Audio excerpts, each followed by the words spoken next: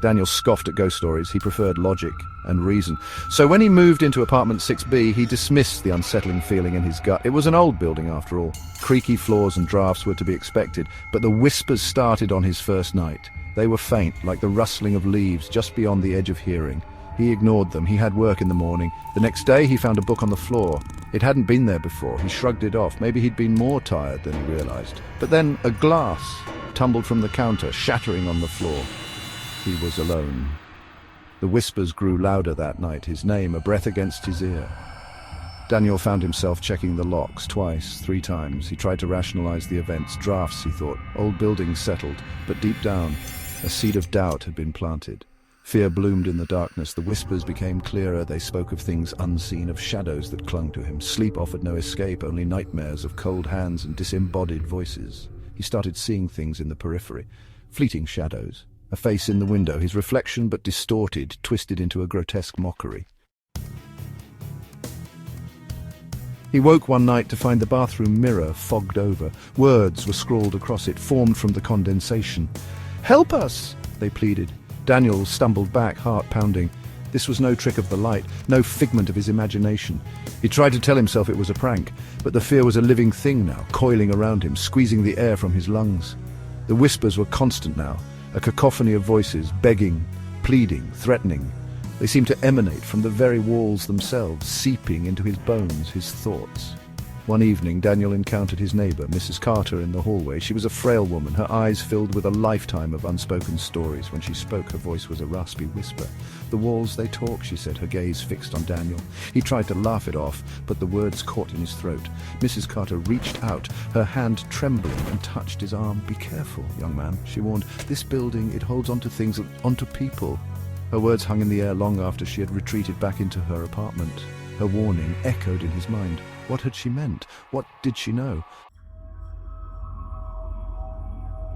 Driven by a mixture of fear and morbid curiosity, Daniel began to research the history of the building. He found old newspaper clippings, faded and brittle with age. There had been a fire decades ago. Several residents had perished. His blood ran cold. The whispers, the shadows, they were not figments of his imagination. They were real. The whispers intensified, a constant torment.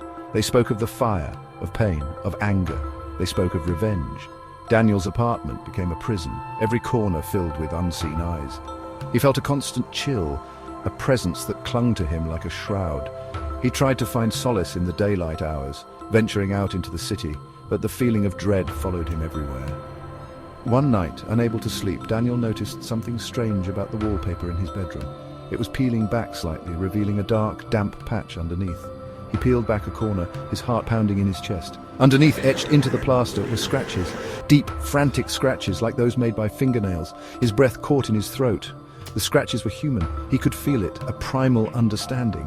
The air grew thick, heavy with despair. The whispers were right next to his ear now, a chorus of voices, their tones shifting, becoming more insistent, more demanding.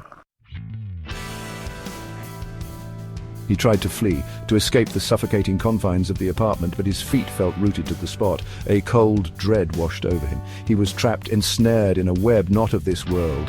The temperature plummeted, and a bone-chilling cold seeped into his very core. The air crackled with unseen energy. A knock echoed through the apartment, 3 sharp raps on the door. He froze, his blood turning to ice in his veins. The whispers, once a cacophony of voices, were silent now, replaced by an eerie stillness. He knew with a certainty that defied logic that whatever was on the other side of that door was not human. His hand trembled as he reached for the doorknob, each beat of his heart a thunderous drum in his ears. As the door creaked open, a wave of cold, putrid air washed over him.